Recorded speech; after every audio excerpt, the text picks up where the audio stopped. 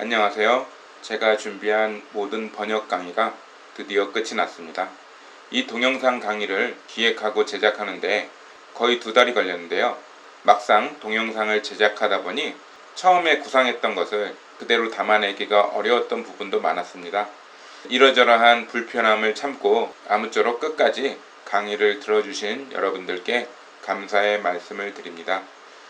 제가 처음 만들어 본 것이라서 그래픽 역시 많이 부족했을 것입니다. 그럼에도 강의를 만들다 보니 어떤 측면에서는 동영상이라는 매체가 가진 장점도 있다는 것을 알게 되었습니다. 예컨대 글 속에 들어있는 명제적 의미를 시각적으로 보여주면서 설명한다든가 하는 것은 기존 강의에서는 생각할 수 없는 것이었거든요. 어쨌든 이 강의를 제작하면서 저도 많은 것을 배웠습니다. 사실 번역은 끝없는 반복과 훈련을 통해서 몸으로 익히는 기술에 가깝기 때문에 이러한 일방향 강의만으로는 실제 번역을 배우기에는 상당히 부족한 점이 많이 있습니다. 그럼에도 이 강의를 통해서 여러분들이 배운 많은 지식과 노하우, 그리고 이 번역을 분석하는 방법, 원문을 분석하는 방법 같은 것들을 활용해서 이제부터 많은 번역을 직접 해보시기 바랍니다. 번역가의 길을 가고자 한다면 결국 상당한 양의 번역을 해보는 것 밖에 다른 길이 없습니다. 물론 그러한 번역에 올바른 피드백을 해줄 수 있는 동료가 있다면 훨씬 도움이 되겠죠. 무언가를 배운다고 할 때 우리가 추구하는 최상의 경지는 아마 플로우라고 하는 상태라고 할 수 있습니다. 플로우란 어떤 일에 집중해서 내가 존재한다는 생각조차 잃어버리는 심리적 상태를 말합니다. 마치 자유롭게 하늘을 날아가는 듯한 느낌, 또는 물 흐르듯이 편안하고 자연스럽게 행동이 나오는 상태, 그런 것을 의미하는데요. 자, 우리말로는 몰입이라고도 번역을 합니다. 우리가 번역을 배우는 목표 역시 궁극적으로 플로우 상태에서 번역을 하는 경지에 도달하고자 하는 것이라고 할 수 있습니다.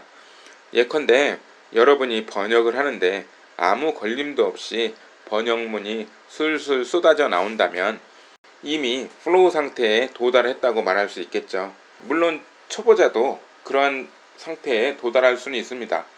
여러분들이 번역하는 원서가 쉽고 술술 익히고 또 그 내용이 아주 익숙한 것일 때는 번역문이 저절로 막 쏟아져 나오겠죠. 그럴 때는 사실 손가락이 번역을 한다고 해도 과언이 아닐 것입니다.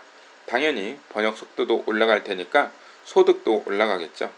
하지만 우리가 그런 책만 번역할 수 있는 것이 아니죠.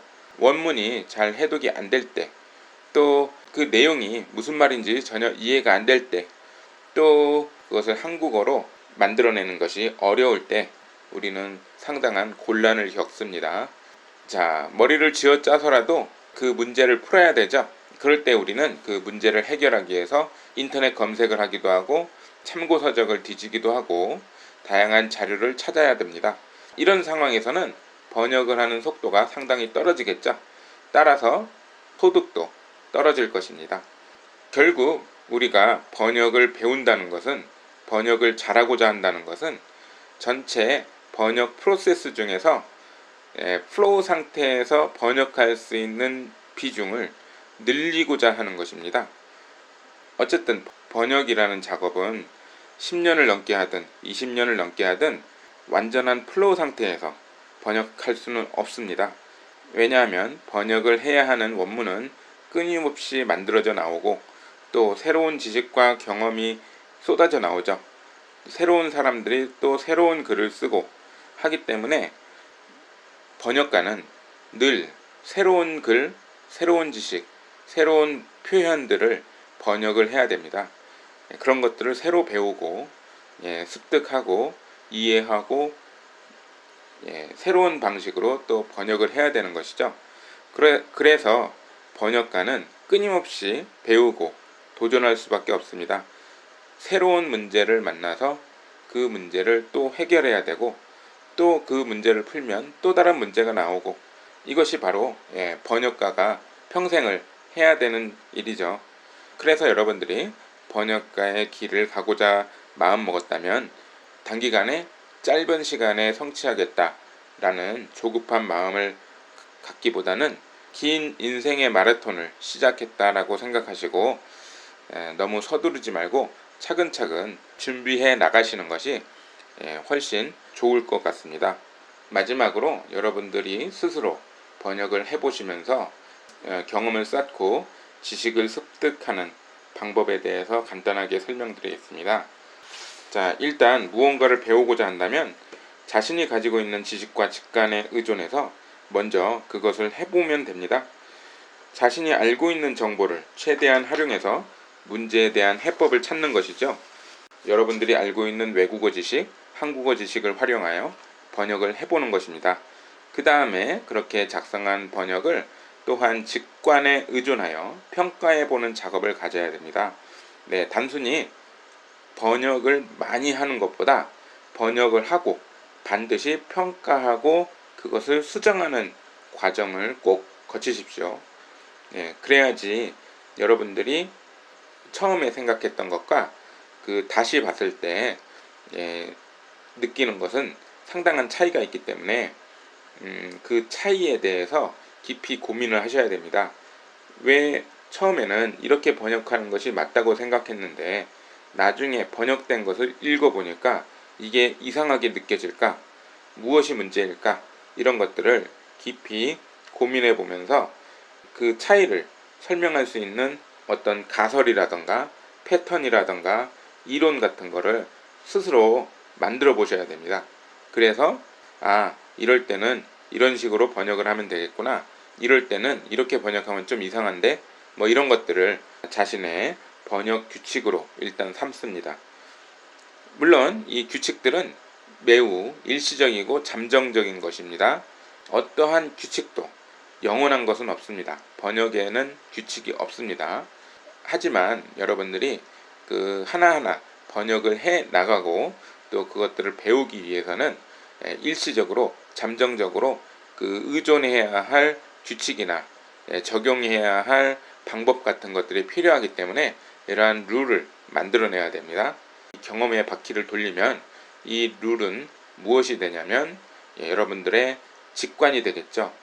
번역을 했던 그 직관에 편입이 되는 것이죠. 그러면 결국 이 경험의 바퀴가 한 바퀴씩 돌수록 여러분들의 직관은 갈수록 더 풍부해지고 튼튼해지겠죠. 그러면 다시 또 이 직관을 다시 적용해서 또 번역을 해보는 것입니다. 자, 그러면은 그 결과가 더 나아지겠죠.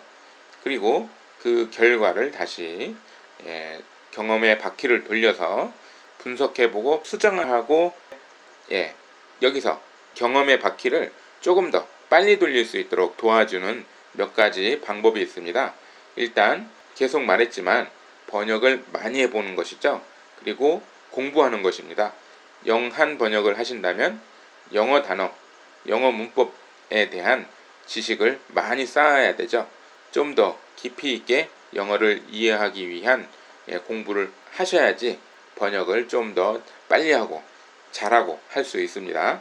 그 다음에 무엇보다도 책을 많이 읽어야 할 것입니다. 지식이 많으면 많을수록 텍스트를 읽는 능력은 높아집니다. 따라서 이러한 다양한 책, 관심 있는 분야의 책을 많이 읽어두시면 도움이 될 것입니다. 그리고 또 한 가지, 많은 경험을 하는 것이죠. 책으로만 배워서는 한계가 있습니다. 그리고 사람들을 만나는 것이죠. 특히 번역을 하는 사람들 만나보는 것을 추천드립니다. 간접적으로나마 번역에 대한 다양한 지식과 경험들을 습득할 수 있겠죠. 또 규칙 측면에서도 또 도움을 받을 수 있는 것들이 있는데요. 당연히 책이 있겠죠. 다른 번역가들이 오랜 시간 경험하고 그것을 축적해서 만들어낸 번역에 관련된 책들, 그런 것들을 참고하시면 더 많은 번역의 규칙들을 빠르게 습득할 수 있겠죠. 그리고 번역 강의라든가 워크샵 같은 데 또 참여를 하시면 또 다른 번역에 대한 지식들, 다른 사람들이 연구해서 정리한 지식들을 쉽게 습득할 수 있죠. 그런 것들을 모아서 다시 또 자신의 직관 속에 집어 넣어야 합니다. 그러면 당연히 이 직관은 더 커지고 또 번역의 수준은 더 올라가고 점점점 여러분들의 번역 실력은 높아질 것입니다. 여기서 마지막으로 한 가지 말씀드리고 싶은 것은 이 경험의 바퀴를 거꾸로 돌리면 안 된다는 것입니다. 거꾸로 돌린다는 말은요, 남들이 일단 만들어 놓은 번역의 규칙이나 기술, 그런 것들을 먼저 습득을 하고 그것을 번역에 직접 적용을 하는 것이죠. 그런데 문제는 이렇게 적용을 하면 그 결과물에 대해서 의심하지 않고 평가를 하지 않는 것입니다. 자신이 어떤 경로로 얻은 번역의 규칙이나 기술들을 가지고 그것을 일방적으로 적용해서 만들어낸 번역, 그 방식으로 계속 번역을 하게 되는 것이죠. 그러면은 이것은 번역이 직관으로 번역을 하는 것이 아니고 습관으로 번역을 하게 되는 거죠. 어떤 습관, 틀에 맞춰서 번역을 계속하게 된다는 것입니다.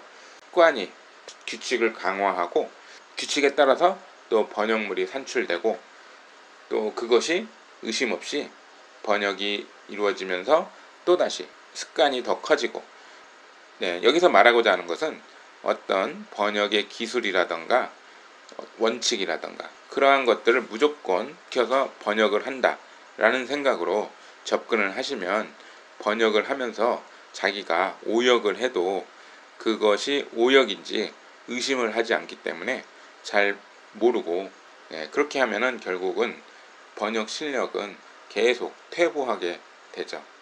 자, 어쨌든 지금까지 27개의 번역 강의를 끝까지 들어주신 여러분들께 깊은 감사를 드리고 또 제가 이 강의 말고도 다양한 번역 강의를 하고 있으니까 기회가 된다면 뵐 수 있는 날이 있으리라 생각됩니다. 어쨌든 끝까지 제 부족한 강의를 들어주신 여러분들께 깊은 감사를 드립니다. 이것으로 마지막 강의는 마치도록 하겠습니다. 감사합니다.